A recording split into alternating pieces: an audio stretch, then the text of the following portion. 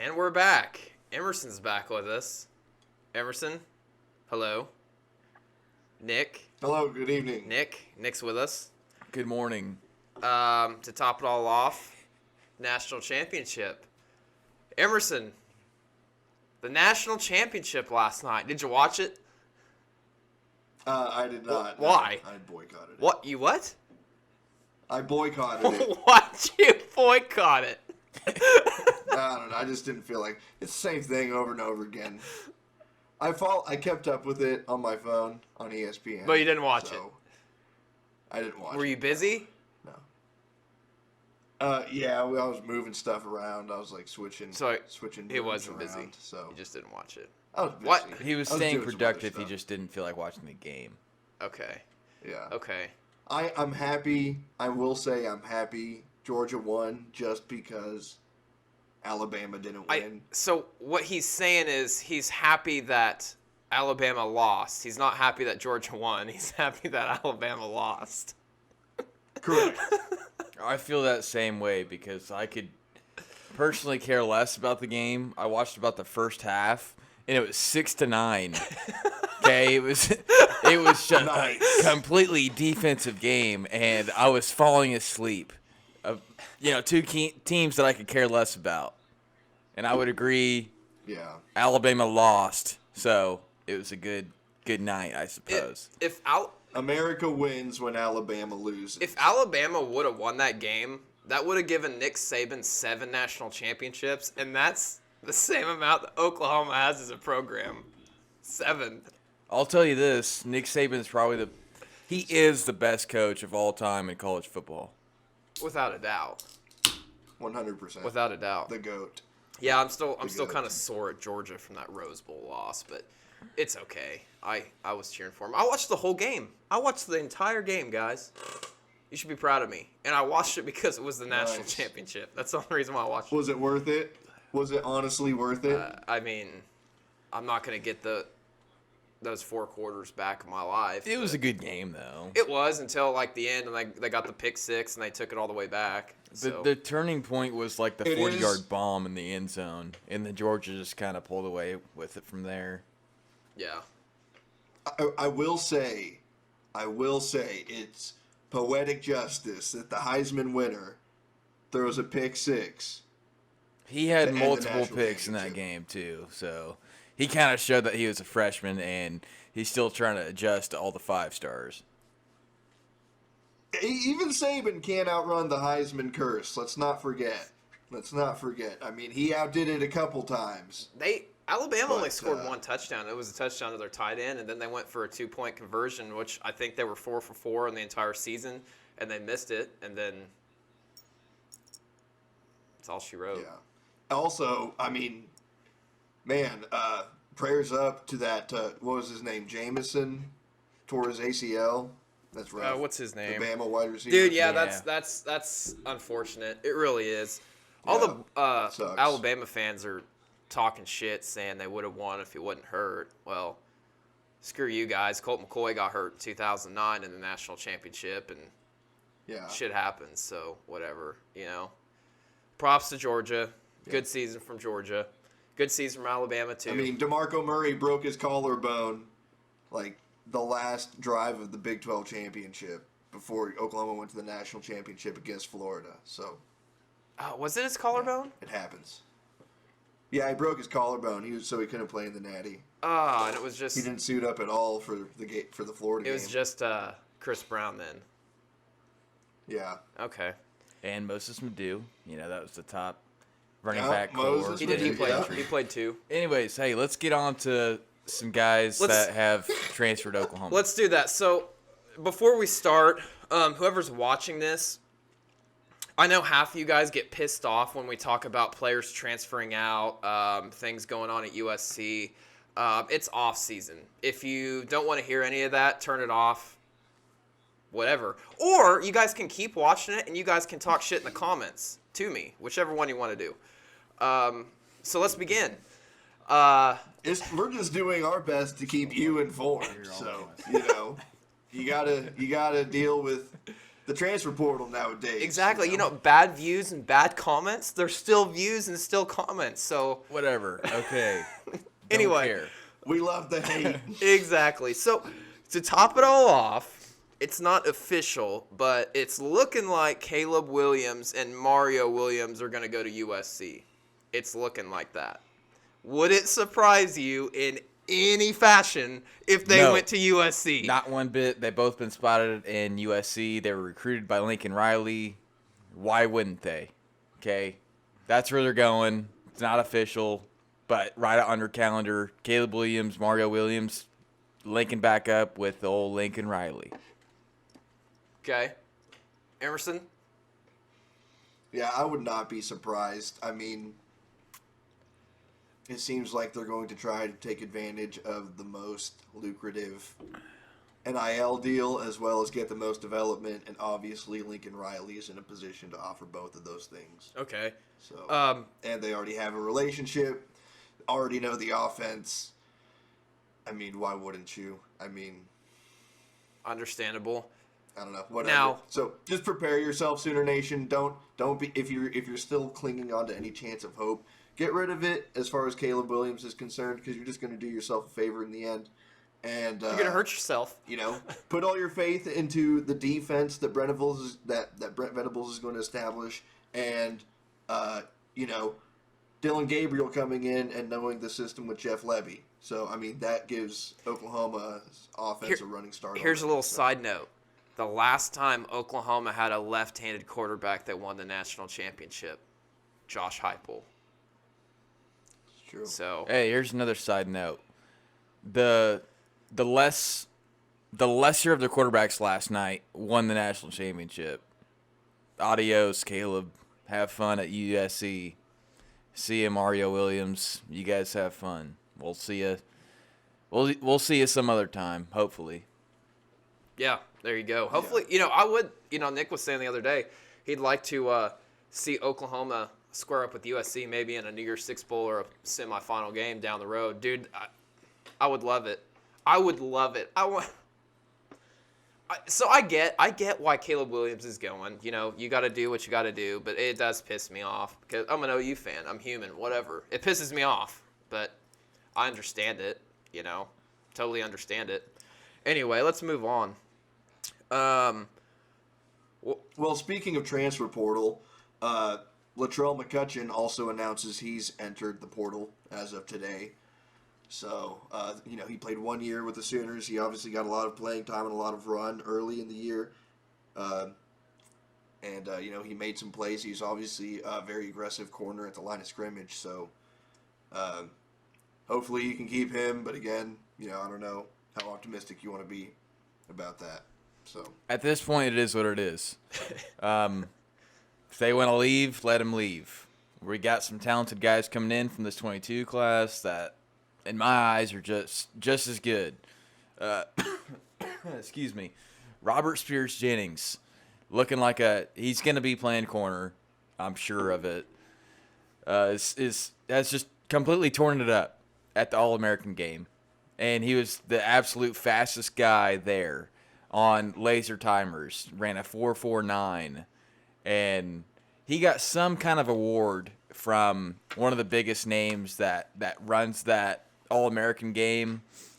So that's a big deal. So just look forward to this guy coming in and stepping up to a big role. Maybe he can snag a spot from Billy Bowman. But whatever the case is, if he's on the field, we're fine with it. If Billy Bowman's on the field, I'm still confident into his play. Obviously, we have Woody Washington and DJ Graham coming back, so he's going to have some time to progress. well, also Pat Fields and Delarian Turner-Yell will be gone. So those are two safety spots. You also got That Key will be Lawrence filling back there, immediately. too. True. And, yeah, between Robert Spears Jennings and Jaden Rowe, those are two guys that have big bodies and they can absolutely fly and they are physical to the football. So, yeah, it'll be interesting to see if they can contribute early. in a Brent Venables defense for sure. Right. That's the thing I'm looking forward to. I'm already excited for this next season, just to see what this defense looks like. Yeah, and I mean, the portal giveth, and the portal taketh away. You know, they take away with Mario Williams, Caleb Williams, Latrell McCutcheon, Jaden Hazelwood, obviously, Spencer Rattler, and many others. But they also give Stockton. with you know, in the order of Jonah Laulu from Hawaii. He's played 3 years at Hawaii, and he had 33 tackles in 2021, 21 solos, 4 sacks, and a fumble recovery. So just this last year, and he's 6'6", 280. And from like the looks on his picture on Twitter, like it looks like he could even add more weight to his frame. So I mean, that's a huge get, I think, on the defensive line for Brent Venables in this defense, and a guy that's played a lot, and he can at least be a depth piece on this D line. Right. Which is what you need in the SEC. Right. That's the biggest thing for me. You know, you mentioned he's 6'6", 280. Still potentially has some growing to do, gain some weight, gain some muscle. He started the past 2 years at Hawaii. He's been there for 3. But, yeah, like you said, it's a big deal with the depth thing, considering we got Benito, Isaiah Thomas, and Perion Winfrey entering the draft. So those are 3 spots that are available. Adding the depth does not hurt. Yeah. Also, they got that All SEC freshman Mekhi Wingo. I hope I'm saying that right. Out of Mizzou, he's from St. Louis. So All SEC freshman D lineman again. You know, that's another kid that's he's listed Oklahoma as his top 4 on Twitter. So look out for him to hopefully Brent Venables can snag him. Because it's not uncommon for kids to transfer within schools in the SEC nowadays. Right, and a quarterback just did it. I can't remember, from Texas A&M. I think he just went to Auburn. So, you know, it's pretty normal in the SEC for interconference transfers. So hopefully Brent Venables can land him. That'd be another great, like young kid that could have a lot of playing time. Well, hey, Todd Bates is coming in, and expect us to get these D-line recruitments, because it's going to come fast. Not only for 2023, look for 2024, look for the transfer portal. He's going to make an instant factor, and he already is. Yeah. Cool. So, Brent Venables is definitely, he's going to, you can tell he's going to hit the transfer portal hard, and you can tell that he's putting together a really, really good staff. And things are actually looking pretty promising for Oklahoma. I'm not trying to get anyone's hopes up too soon, right after the season ends, but from how things appear now, things look promising for sure. At least in the next few years too. I think this was actually a good thing to happen for Oklahoma to move forward in the SEC, because honestly, if Lincoln Riley would have stayed, I don't think that defense would have improved much more. I really don't. It is stressful having to win games, 54-49. 56-49. He didn't even have a powerhouse offense this past year. Well, side note, going back to Lincoln Riley. The peak of the defense was probably the 2020 season. That was probably under Alex it could Grinch, maybe have gotten a little bit better. But that was probably 90% of its peak, 95%. Probably, yeah. But Alex Grinch's defensive peak. Me and Nick were watching the highlights from the Oklahoma-Ohio State game back in 2017, and the smiles and the energy that Lincoln Riley was showing in that game. Dude, you didn't see that one bit this past season. No. You didn't see it once. No, not at all. You know what I mean? Not at all. It was weird looking at, but whatever. We're kind of getting... Well, since we're talking about staff, let's talk about Jay Valai coming from Alabama. Okay. He's kind of jumped around a little bit. He's been at Texas under Tom Herman. He's been at Alabama, where he just was under Nick Saban. Emerson, you also said he was under Kansas City. Chiefs. I don't know if he was at the cornerback's role or what exactly he was doing at Kansas City, but I'm sure you know a little he bit coached more quarterbacks. than I do. He coached quarterbacks. It was like around like 2014. I'm not sure. I can look it up right now. This is a great podcast. Oh well. That'll be a good lock-in for our defense. Well, here's the thing. I mean, he's already added as co-defensive coordinator with Ted Roof as well as Todd Bates. As of an hour ago, officially. Well, so hopefully he can stay at Oklahoma for a little while and build something great here because I think he can recruit well. He hits the Texas area well, as in Dallas and Fort Worth area. So he's got some really good potential, and hopefully he can shape up these defensive backs up pretty well. Yeah, and I mean, you still have Woody Washington coming back and DJ Graham coming back, and those are two guys that can be really locked down corners, I think, even in the SEC,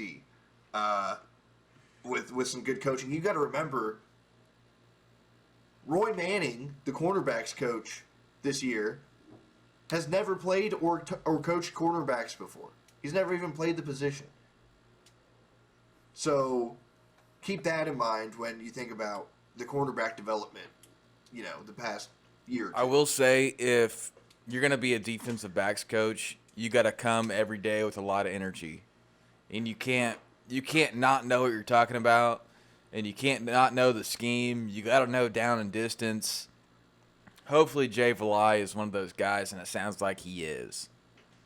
So I'm happy with that hire. And I trust Venables. Just trust what he's doing. On the defensive side of the ball, I think this staff looks great top to bottom. Yeah. I mean, so like if we want to go through it, obviously we got Brent Venables, head coach, Jeff Lebby, offensive coordinator, DeMarco Murray, running backs coach, and I mean, he's just lighting it up on the recruiting trail. He's doing so well with, Javonte Barnes addition and maintaining Gavin Sawchuk to, the top running backs in the class. And then wasn't Cale Gundy just officially named wide receivers coach? I believe Yeah, so, he because was DeMarco today. Murray has been let off the chain for running backs coach. Okay. So, and then Joe John at tight ends coach and Beatonbow. And then they also got Phil Lodeholt as an analyst. You love that hire, Emerson. Oh yeah. That's your dude. I love me some Phil Lodeholt, man. He was my guy. Oh my goodness. One of the unsung heroes of that 08 offense. I mean, talk about a freaking beast, Big hog man. molly. He was huge, God, I haven't dude. heard that in a long But he played with good technique. NCAA 06. Anyway. Anyway, and then they get what's the guy's name? As D line's coach, Todd Bates. Todd Bates. Yep, he's going to be a great hire. And there's already like steam picking up on recruiting trails on Twitter about his hire and 4- and 5-star defensive tackles and defensive ends freaking tweeting at him and tweeting at Oklahoma football. So that's exciting. It's legit. That's His something. track record does not lie. Putting 3 guys in the first round, and I think it was 2018, 2019 drafts. It was after they won the national title. And then he puts a guy in the 4th round. All those defensive linemen went pro. So it says a lot what he can do, not only in recruiting, but developing players as well. So it's exciting. Yeah. Another thing I wanted to talk about is Braden Willis says he's coming back. Here's the thing with Braden Willis. Obviously, we got guys like Stogner and Jeremiah Hall leaving. Braden Willis has played in 11 games in about 3 to 4 years, okay? I think this is the right decision for him, staying at OU. If he wants to go pro, he has a lot of great size and talent. Great opportunity for him to step up and be a leader for this OU squad, especially on offense. We don't have a lot coming back. I think he just needs to stay healthy and kind of be a little bit more productive on the receiving side. He's done a lot as in blocking schemes. Gonna be a great role model for Daniel Parker from Missouri coming in, and then the 4-star Caden Helms, and then not only Helms but Jason Llewellyn in this 22 class. Yeah. So hopefully he can just kind of step it up and be one of those guys that this offense needs. Sounds good. For sure. We're kind of getting low on time here, so I think we're going to wrap it up. Well, and I think, I just will say on Braden Willis, Maybe not. I mean, they're going to be, I think the tight end's going to be a lot more involved in the blocking game from now on, and Braden Willis has had some really nice blocks Yes, he has. this season. And a lot of people don't talk about it, but he looks physically imposing. He's one of those guys that steps off the bus, and you're like, you look at him across the field, you're like, oh, okay. So, yeah. Definitely exciting for him to come back and have a little bit more open of a tight end room to where he's kind of the guy, I definitely agree, 100%. So. Okay. But yeah, that's about all I got. All right. Oh, and Roy Williams made to the College Football Hall of Fame. Shout out to the real Superman. Yes. That hit yeah. on Chris Sims in the Cotton Bowl against Texas. That will always be the play right there.